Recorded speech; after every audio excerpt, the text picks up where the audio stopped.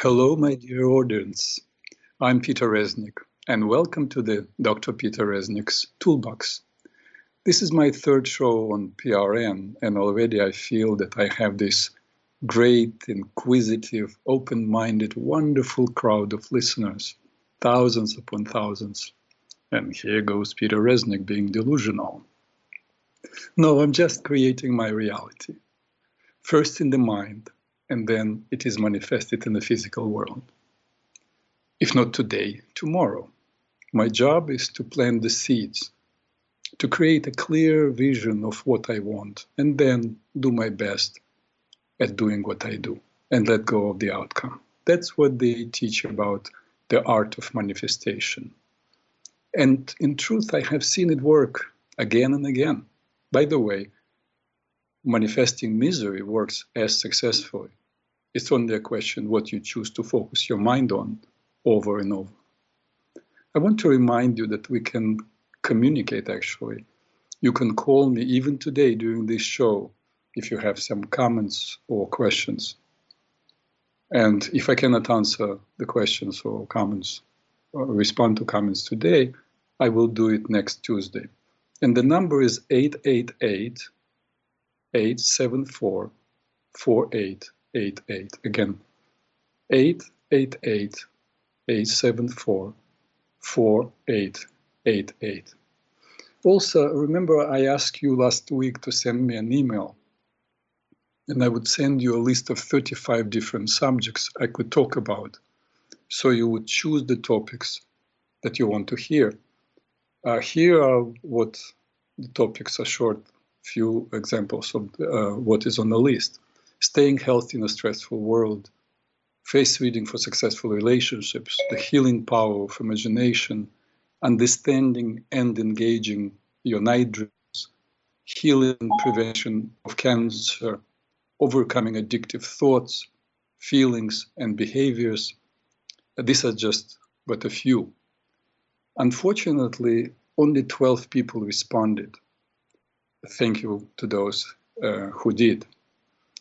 So I'm asking again, for those of you who are interested, please send me an email to this address, Peter1818, REZN as Nancy IK, @gmail.com. And I will send you the list so you can let me know of the subjects you would like me to talk about in the future. Meanwhile, for today's show, I chose the subject that the 12 emails suggested. And the winner is, let me open the envelope. Ladies and gentlemen, the healing power of imagination. This was your number one choice in the hierarchy of priorities. I will not tell you what the second choice was because I hope to receive more emails this week. Then I will put it all together and follow your advice about the subject you want me to talk about next. But now, imagination. It's a great choice. This is one of the most powerful tools in my toolbox.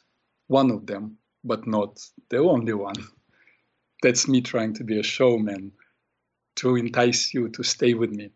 Listen, I have taught hundreds and hundreds of courses, spoke on the radio, on television, but never had my own show. On the show, I feel I can kind of entertain you as well. I can recite a poem or sing a song. No, I'm sorry. You do not want me to sing a song. That's when I probably would lose all my audience.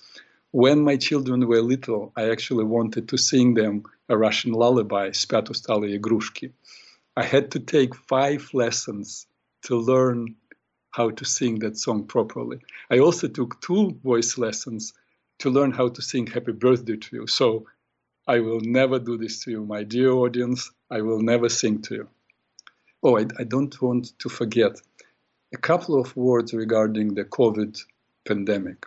Dr. Bregan, who has a show on Wednesdays at 4 p.m. here on the Progressive Radio Network, on December 10th, 4 days ago, invited Dr. Gallo, medical doctor, who is a world expert and leader on early treatment and prevention of COVID-19. I very highly recommend that you listen to this show. Listen to the whole show to the end. If you listen carefully, I promise you will be encouraged, but also shocked. And now finally, the healing power of imagination. A physician, an alchemist, a father of modern chemistry, Paracelsus, said in 16th century, a human being has two workshops, one the body, the other imagination. And our contemporary, Morton Kelsey, Episcopal priest and also Jungian therapist and counselor, wrote, "The key to the door of the inner world is imagination." The first man spoke about imagination as being a link between the mind and the body. The second, about imagination being a tool for exploration of our inner reality. It's my intention today to demonstrate how both of these statements are absolutely true, and also that imagination can accomplish even more than these two brilliant men said. And that's all ahead of us. But let me try kind of to demonstrate to you imagination right from the start. If you are not driving and have a possibility and interest, just sit comfortably. Let's do a little exercise. Sit comfortable and close your eyes. And breathe out gently. And then breathe normally. Long, slow exhalations. Nice and easy inhalations. Breathing out twice as slow as breathing in. And think or imagine that you are a tree. Don't choose what tree you want to be. Let yourself see what pops into your mind spontaneously. You are a tree. And now become aware of what kind of a tree you are. How is the weather? Is it sunny or cloudy? Are there trees next to you, around you? Or you're standing all alone? How deep are your roots? Notice how you feel being this kind of a tree. And when ready, open your eyes. Please mentally recall your experience now. And commit this experience to your memory. We'll move on with the topic, but I will talk about the experience of being a tree when we speak about imagery as an exploratory technique. The healing power of imagination is a fancy way to present mental imagery as a therapeutic tool. It can indeed be an instrument for healing, but it's not limited to healing only. So before I talk about the imagery as a therapeutic tool, let me define what imagination is. First of all, imagination is a property of the mind. Just as will, night dreams, intuition, and reason, imagination is part of our human inheritance. We're born with it. By the way, each of these natural apparatuses would probably require a whole hour, no, not probably, for sure, just to be introduced as a useful therapeutic tool. And I will indeed in the future dedicate an hour to each of these tools. But today we focus on imagination only. Notice neither of these 5 apparatuses were created by psychologists. Psychology, psychiatry, or philosophy for that matter, are all man-made. They're human attempts to understand life. They're just intellectual guesses about life. Imagination is life. We're born with the heart, with the liver, skin, arms, legs, nose, ears. Every organ of our body has its place and function. Such physical senses as sight, hearing, smell, taste, touch are there for us to explore and to survive in our outer physical environment. Just as the physical senses They have their function and is basically essential for our very existence. The functions of the mind, such as an imagination, is there to support another aspect of our beingness, our inner environment, such as thoughts and feelings.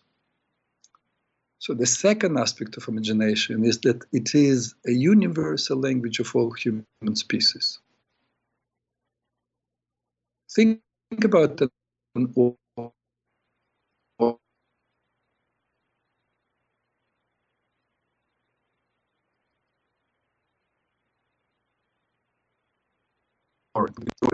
English, the fruit that you call an orange, I called apelsine. That's the same image. And if I say, let's say, un très belle voiture rouge, unless you speak French, you will not understand what I was talking about. But if I say a very beautiful red car, in your mind, you will have an image of a red car. So the language is what separates us. The image is what unites us. It's a language that we all can understand and experience. Though we experience images differently, and here is the third aspect of imagination, that imagination is a subjective experience. I will say the word home. Home. What did appear in your mind right this moment? The image that appeared to me was, for some reason, my first home in Odessa, Ukraine. My family lived there till I was 8. We moved several times. So why did this particular home come to my mind, not any other? And even within the same family, let's say if my sister and my brother were here, or maybe they are listening to this show, and I said home, maybe they had different images. More than likely they did. Why those images appeared to them? All this is meaningful. Maybe another day or another hour, a different image would come. It's all meaningful and all pertains to who we are and where we are in our lives at any given moment. So it's unique and subjective experience of each person. And here is the fourth aspect of imagination. Imagination is a faculty of the mind that creates thought forms through which we think, feel, and store our feelings and memories. When we think like we think. We are actually imagining.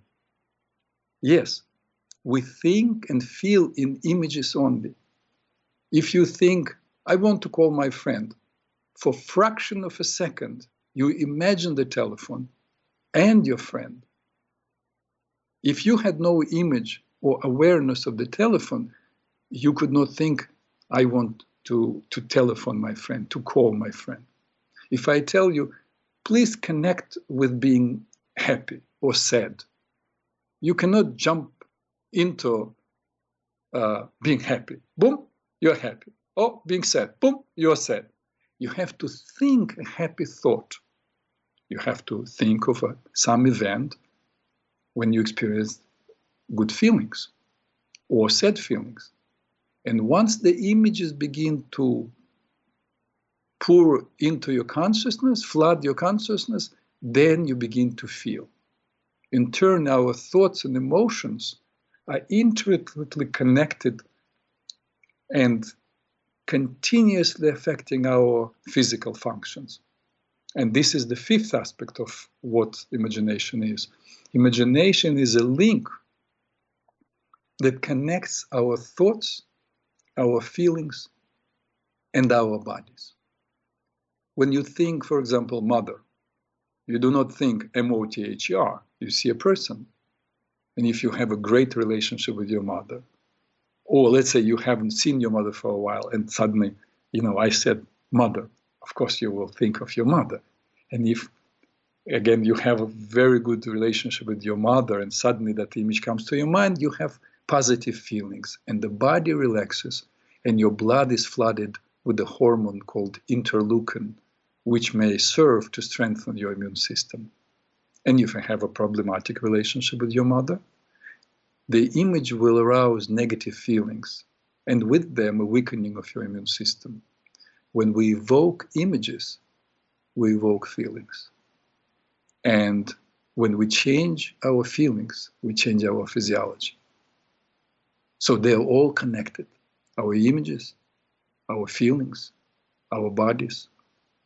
By making positive changes within our imagination, we can positively affect our feelings and our bodies. In fact, there are numerous studies which actually conclusively demonstrate that our immune system, for example, is strengthened by such feelings as optimism, love, hope, and connectedness with others, and is weakened by such feelings as fear, guilt, anger, and depression. And finally, let's have a quick look at the spiritual nature of imagination. The 26th verse of the first chapter of Genesis said, "And God said, let us make man in our image, after our likeness."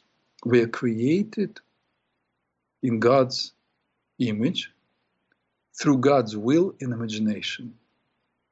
We are in the image and likeness of the Creator. So we are also creators, and we create through our will and imagination. And therefore, imagination is the source of all human creativity. This is just my understanding of what imagination is. It doesn't mean that I know everything. So you may find, or somebody may add to it. I will welcome it. So let's go over it. So imagination is the property of the mind, the universal language of all human species, a subjective experience, a faculty of the mind that creates thought forms through which we think, feel, and store feelings and memories. It is a link that connects our thoughts, feelings, and our bodies. And finally, it's a source of all human creativity. And now, finally, we can talk about the therapeutic use of imagination, or the magic power of imagination. Here they are. The first one is a tool for exploration. Mental imagery is a tool to explore. Remember, I said, Morton Kelsey, the key to the door of the inner world is imagination. Spoken language is a product of the intellect and can be used to edit, rationalize, fragment, deny, misrepresent what is going in life, what I call making up stories. But spontaneously appearing images during a guided imagery journey, like I gave you with the tree, always display a complete unbroken reflection of one's inner experience. Now think about the experience of being a tree. If you did not make a choice what tree you wanted, otherwise it's not valuable. It's artificial, you know. But if the image came to you spontaneously, when I said, think of yourself as a tree, and the image came, what kind of a tree were you? How was the weather? Were there trees next to you, around you? How deep were your roots? Because it was all your inner life. If, for example, you were an oak, for example, yes? It means that your subconscious tells you that you are powerful, you're strong. But also, what do we know about the oak? It does not bend. It will withstand powerful winds, but if the winds are too powerful, because of the inability to be flexible, it will break. The roots, how deep are they?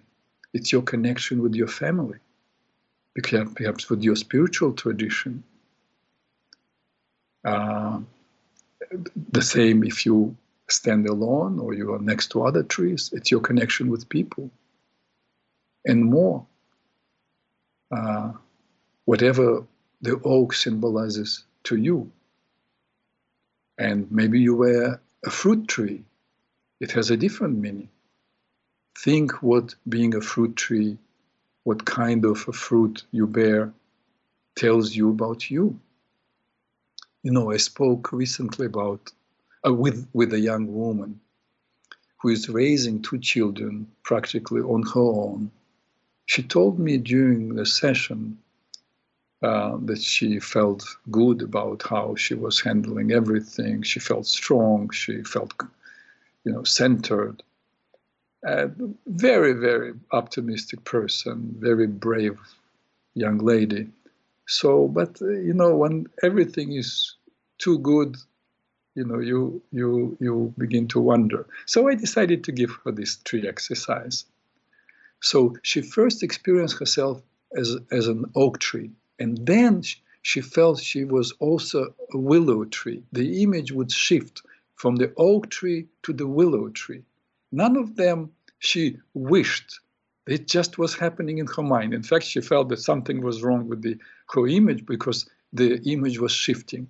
So when she opened her eyes, she told me that she felt sad for whatever reason. I asked her what each tree signified to her. She told me that the oak was strength and power, the ability to be above all. And the willow tree to her meant femininity, beauty, flexibility. As a result of doing this short exercise, she was able to connect with another denied or neglected part of herself that wanted to be a feminine and beautiful woman, in addition to being just a strong and caring mother. So we thought of strategies of embracing and fulfilling both of these parts of her in everyday life. Let me give you another example of a 45-second imagery exercise that helped to address really a serious conflict. It happened a while ago, but I remember it so clearly. Let's call this man Jim, 28. Now he is way, way older. A 20-year-old man came to see me because he said he had anger issues. During the initial interview, he told me about his life, which in many ways was quite extraordinary. He grew up in New York in a rough neighborhood without a father, living with a mother who was an alcoholic, who was beating him regularly. As a kid, many times he was suspended from school because of fighting with his classmates. Half of his friends dropped out of school before finishing 10th grade. Many got in trouble with the law, and some got killed shortly. His path was quite clearly defined. This part of his life, unfortunately, was not extraordinary. Sadly, it was quite common. What was extraordinary was that he had this great desire to study. His natural curiosity was so great that he read at least a book a week. He continued plowing through grade after grade and finished school with the highest scores.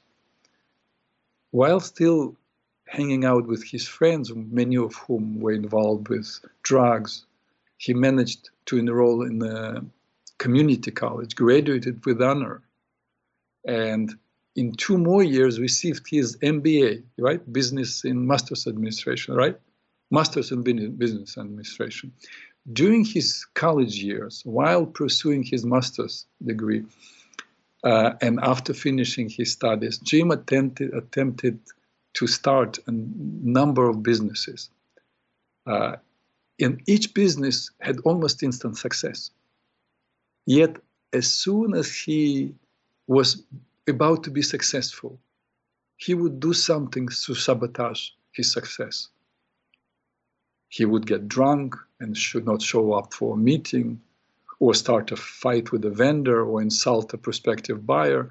After 4 years of what he called hitting the brick wall, as he called, he failing at 8 or 9 promising projects, Jim decided to see a therapist. During the initial interview that he had with the first therapist, the therapist suggested that Jim, for some reason, had fear of success. It was hilarious how he was telling me the story. After that remark, Jim said that he wrote a check, politely handed it to the therapist, and said he was afraid of nothing and no one, and left. So coming to see me was Jim's second and last attempt, as he called, to be shrinked. Now, I'm telling you honestly, after 15 minutes of him telling me the story, I thought the truth, but he was really hilarious. That's why I remember him also so well. It would be impossible not to fall in love with the guy. But frankly, hearing his story, I also thought this guy has fear of success. But knowing his reaction to the previous therapist, I kept it to myself. At the end of his story, I said, I don't know what's going on there, but I'm confident that deep inside you know. My job is simply to get the truth out of you. If you are ready, I can do with you an exercise. So, of course, Jim was ready. Remember, he's not afraid of anything. So I asked Jim to close his eyes, to breathe out, as you heard, gently 3 times, and to think of himself in any way it appeared to him, climbing the ladder of success and reaching the very top. And then it was quiet. And after 1 minute, Jim opened his eyes with bewilderment in his face. He reported that he saw himself climbing a ladder, one of those from the buildings of his childhood. He was wearing a 3-piece suit and white gloves. When he reached the top, he realized that he was on top of a Rockefeller building.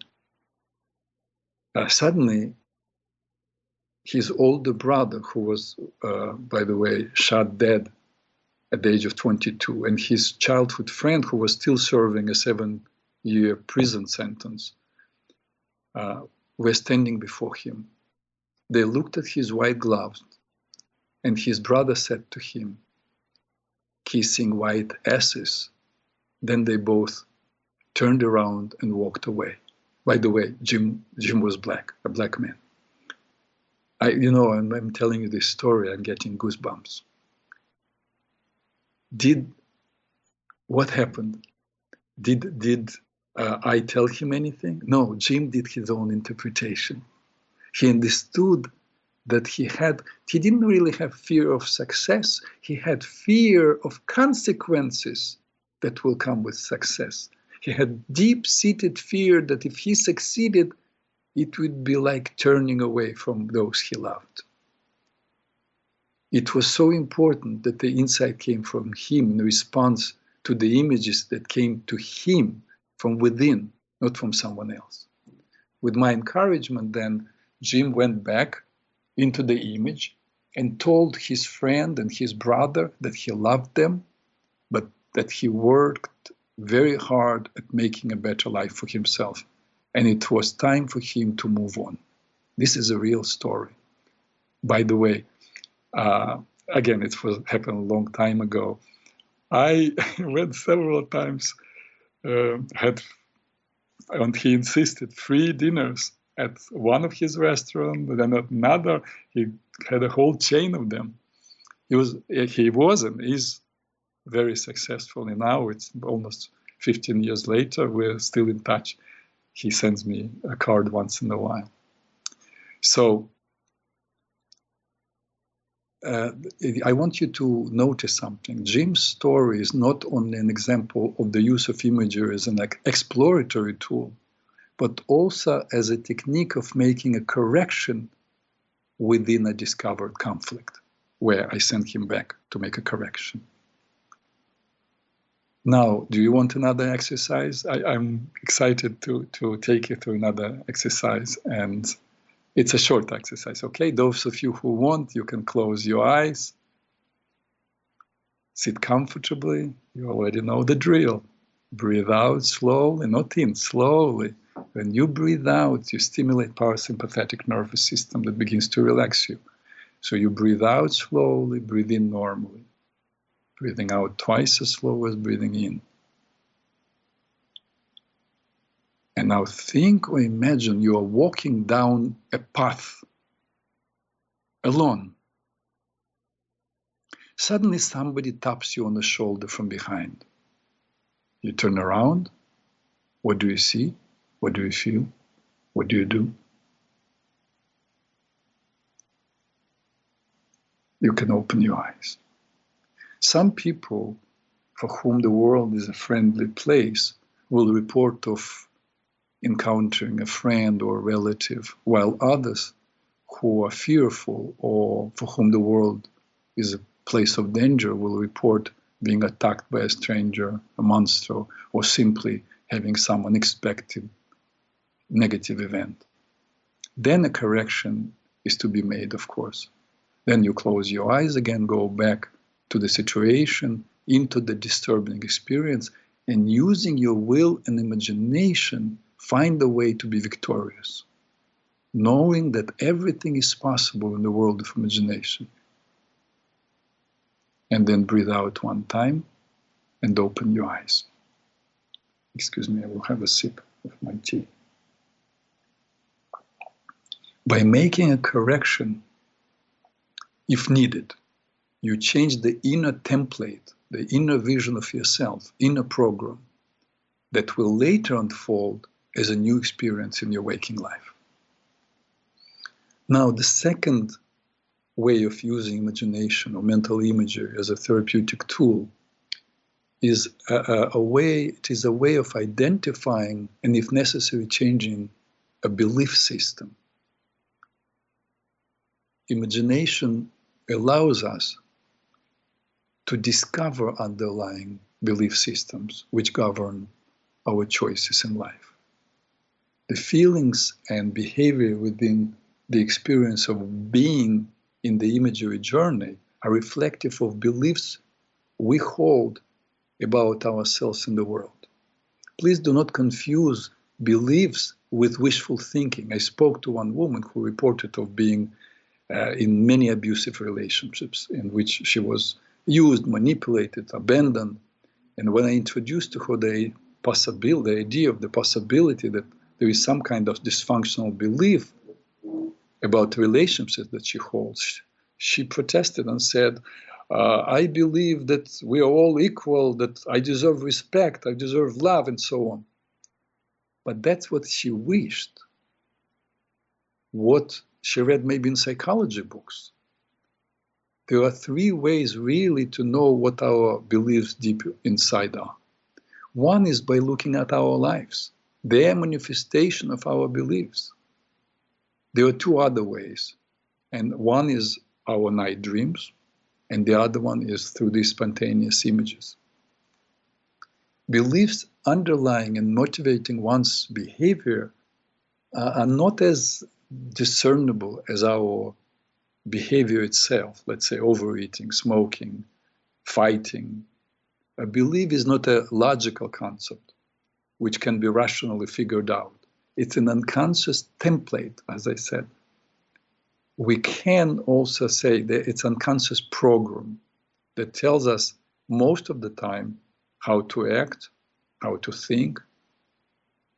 Now, if you say, where do these beliefs come from? Many ways. Let me give you one example. But for sure, it's not the only avenue through which beliefs come. I want you to know. Just to give you an example. Let's say a child brings a picture and says, Mommy, Daddy, look at my picture. And they're so sorry, we're busy. Again, Mommy, Daddy, look at my picture. Busy. Mommy, eventually a child begins to develop this belief. What is important to me is not important to others, because that's how we absorb information. We get actually hypnotized early on to how the world treats us. You know, there was a university, an experiment a study at the University of Iowa, and they took graduate students, asked them to go into the families, farmers, and asked their permission to hang out with the family. And they had these two little clickers. And for every positive statement, suggestion, comment that parents made to their children, they clicked. For every negative one, they clicked. Guess how many positives were against each negative? Or the opposite, I will tell you. To every positive statement, there were 34 negative statements. Can you imagine? So that's how we absorb beliefs, create beliefs. That's one way. And another way, we come into this world, if you're open to this idea, we come into this world with set beliefs. That is from previous incarnations. But let's go back to imagery. About beliefs, we can have a whole separate hour. Back to imagery. Once the belief system is identified through the embodiment of the belief system, that is the image, if a person discovers this belief system is not healthy or life-affirming, he or she may choose to, quote, remember the images in a new way. And by doing so, create a new image/belief that is more in keeping with their conscious aspirations. Let me give you another example, another story. Greg, again, I'm making up the name. It's a real clinical vignette, but I'm making up stories to keep confidentiality. A 41-year-old man came to see me because he said on the phone, his wife and his teenage children were begging him about losing a few pounds and not eating as if there was no tomorrow. He was 5 feet 10 inches tall and weighed 310 pounds. And during the initial interview, Greg told me that he experienced an absolute terror if he was in a place where there was no food. And even after he had a full meal, let's say there were some at some party, he would grab something to go just in case if he gets hungry, you know. So he gained significant amount of weight, of course, and each year he was gaining another 5, 6, 7 pounds. So it was non-stop rolling down. Over the years, Greg told me he saw a nutritionist to see if there were some problems with food that he was allergic and addicted to, and a psychologist to see if there was some underlying food addiction, and the priest who told him that gluttony was one of the 7 sins, and Greg was supposed to pray. Neither of those things helped him really, although for some time he would slow down in gaining weight and then again would continue gaining weight. During our, I think, second session, I asked Greg to eat a chocolate bar, or a piece of chocolate bar, which I noticed was in his briefcase. And then I asked Greg to close his eyes and to follow in any way it would appear to him to the chocolate bar down in the stomach. My intention was actually that, or my thinking about what would happen, that he would in some way see like sludge, you know, how his body is not liking this chocolate, how bad it is for him, because chocolate really is, you know, that he ate was sugar and fat. But in the beginning, that's exactly what Greg was saying. I see this brown stuff. But after a while, he said to me that the stuff, all this brown stuff turned into white. And then white became snow. Greg was walking in the snow. He felt was like days past that he was walking. He was falling down and getting up.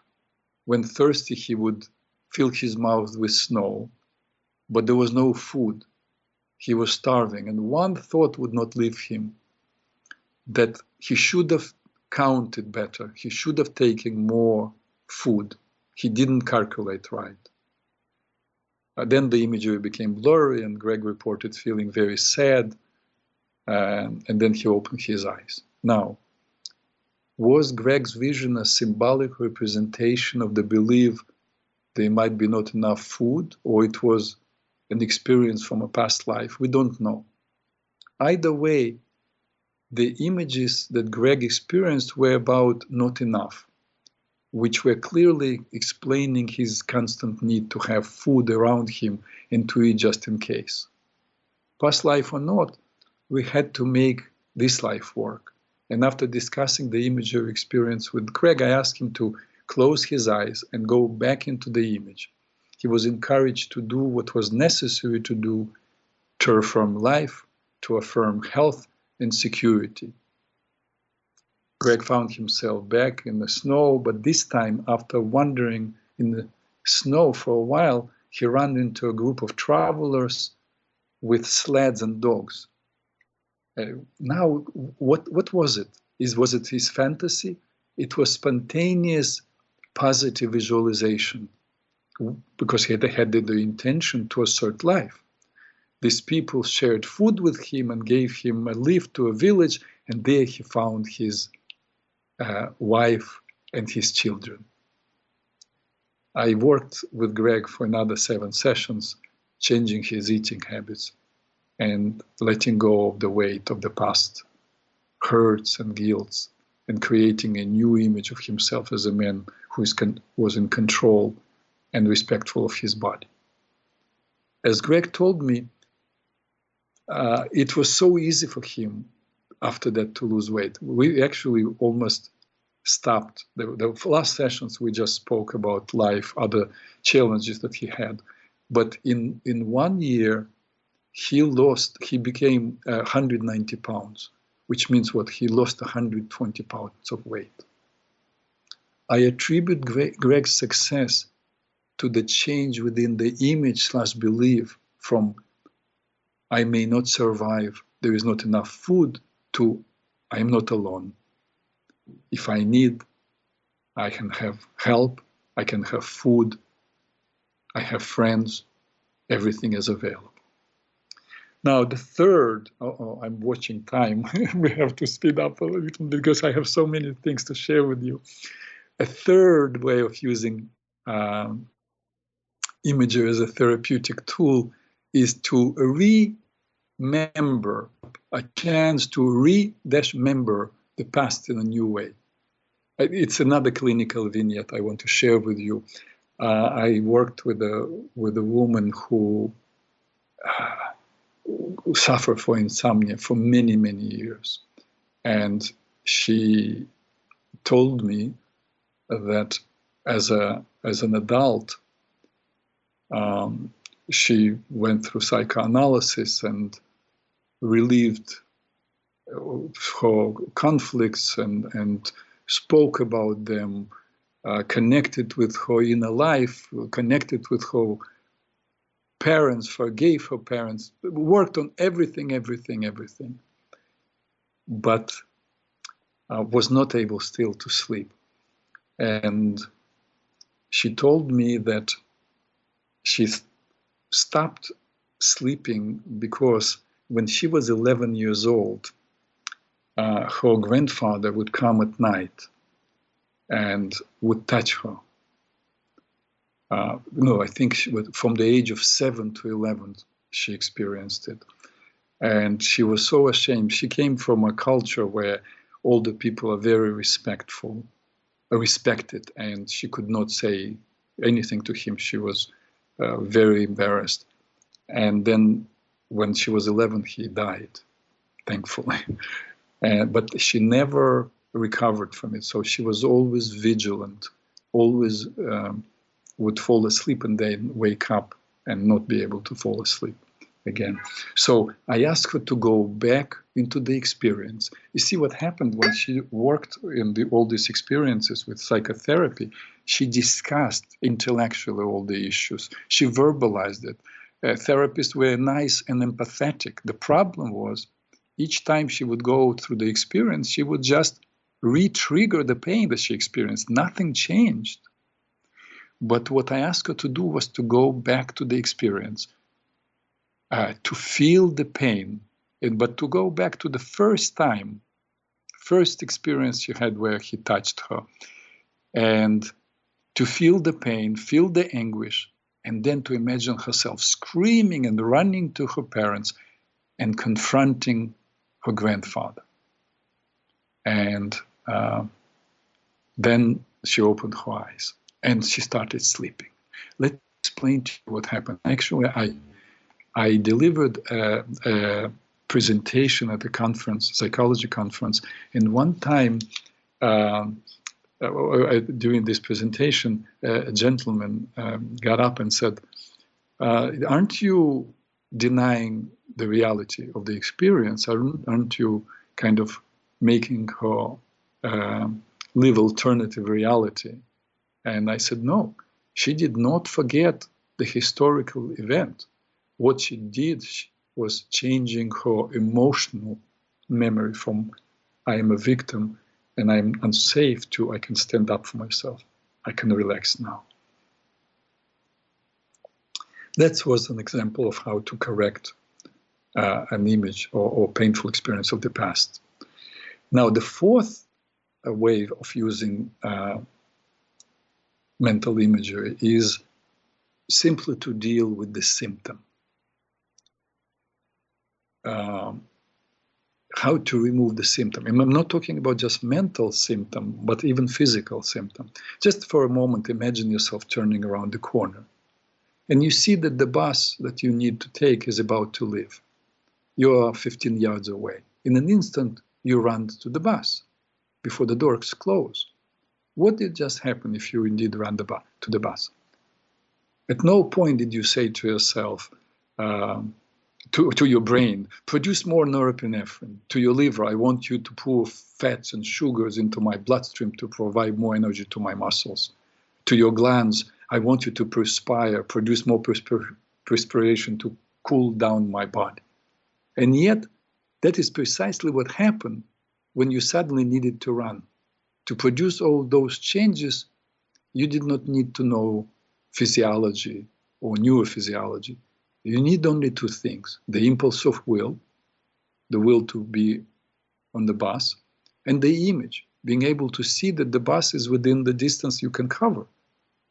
Because if the bus would be a mile away, you would not be running. The rest, the body did perfectly for you. That is how an imagery exercise can affect the state of the body. All you need to do is to have the intention, the will of what you want to accomplish, whether it's shrinking the tumor or stimulating your immune system, and then using an image, will and image. Okay, let me give you a couple of exercises so you would experience of what it is, how to deal with the symptom. Let's say, again, it's very important to address the source of the problem. But that's a whole other subject, will require more time. Maybe we'll have another hour and talk about how to understand, how look into the sources of issues that arise in your life. But still, you have to live your everyday life. So let's talk about, let me give you some exercises for removing symptoms. One, let's do anger. Anger at yourself or someone else. Just close your eyes. And breathe out gently 3 times. Long, slow exhalations. Nice and easy inhalations. Breathing out twice as slow as breathing in.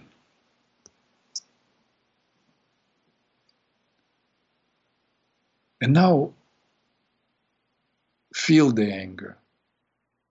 Again, if you are angry at someone, connect with that anger.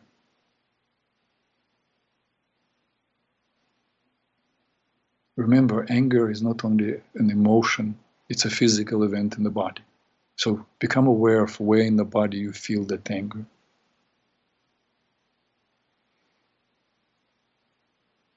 And now go inside of the anger. Feel yourself being surrounded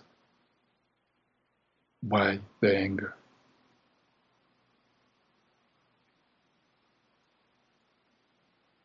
And now gently breathe out one time. Knowing that anything is possible, find your way out of the anger and move yourself far away so you can look at that from which you just came from the distance and decide what you want to do with it. You can burn it, you can bury it in the earth, you can sink it in the ocean, or you can let it be taken by the wind. Do it. Breathe out once and bring into a newly vacated space something beautiful. And then open your eyes.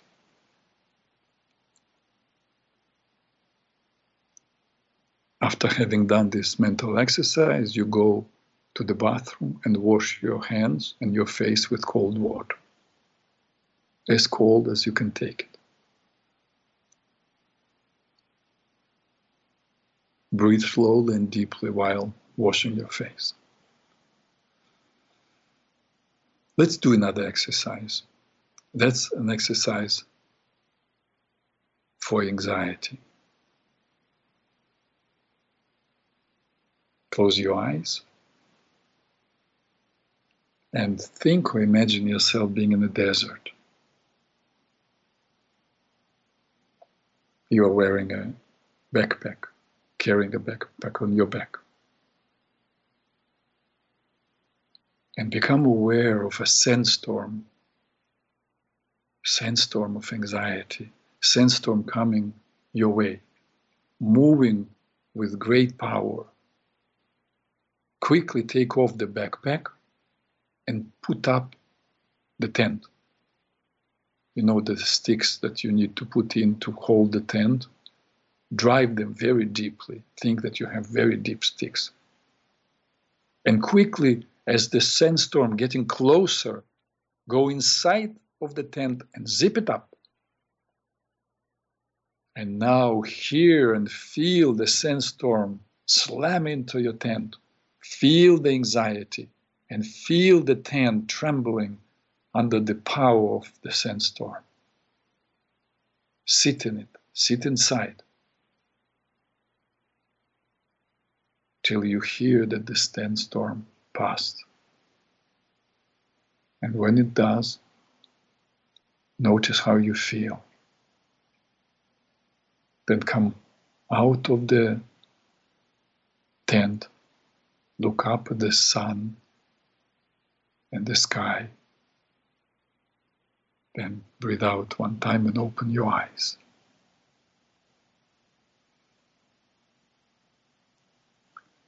Now let's do another exercise. We still have 5 minutes. Let's do the exercise for the pain. That remember, you have to know where the pain comes from. The pain is just a message that something is not right. So, but let's say you're taking care of this pain medically, but still it's a residue pain. It's still uncomfortable, and you want to numb the pain. You want to get rid of the pain. You already received the message of what the pain was trying to tell you. So close your eyes and focus your attention on that pain. Rate it on a scale from 1 to 10, as 10 being unbearable.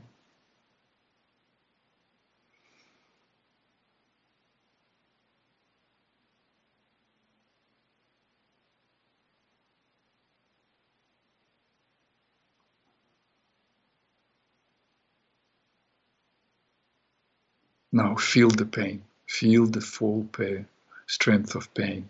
And imagine now you're holding a crystal in your hand, and say a silent prayer or request the universe to assist you in healing this pain. Breathe gently and see a beam of blue light coming from above.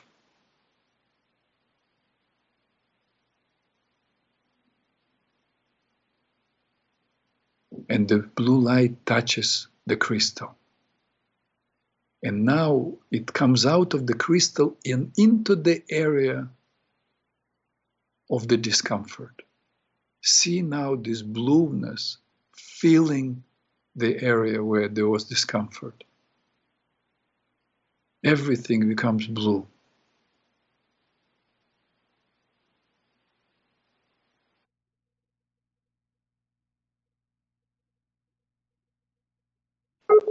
When ready, open your eyes. Good. And there is yet another way, of course, to use mental imagery. This is already less of a therapy technique. It's more a manifestation technique. And that is, remember I said we are creators, so you envision what you want to manifest in your life, and you see it over and over and over again. Make it clear images, as clear as you can, and very important that you cancel any negative thoughts. You don't allow yourselves to stay more than a second on the opposite, on the debating thought that this may not happen. Remember, anything can happen and does, but your job is to plant the seed through an image, creating a clear image of what you want. And it's very important you wake up with it and you go to sleep with it. Our meeting, unfortunately, is coming to an end. We can talk about imagination again in the future. I'm looking forward to receiving your emails, and I will be able to get your feedback of what topics you want me to cover in the future. Let me finish by quoting Albert Einstein, who said, "Imagination is more important than knowledge. Knowledge is limited. Imagination is not." So I wish for you, for this holiday season, to use your unlimited imagination to find possibilities yet unknown. Thank you for being with me today. I hope to have your ear next Tuesday. Peace to all who want to live in peace.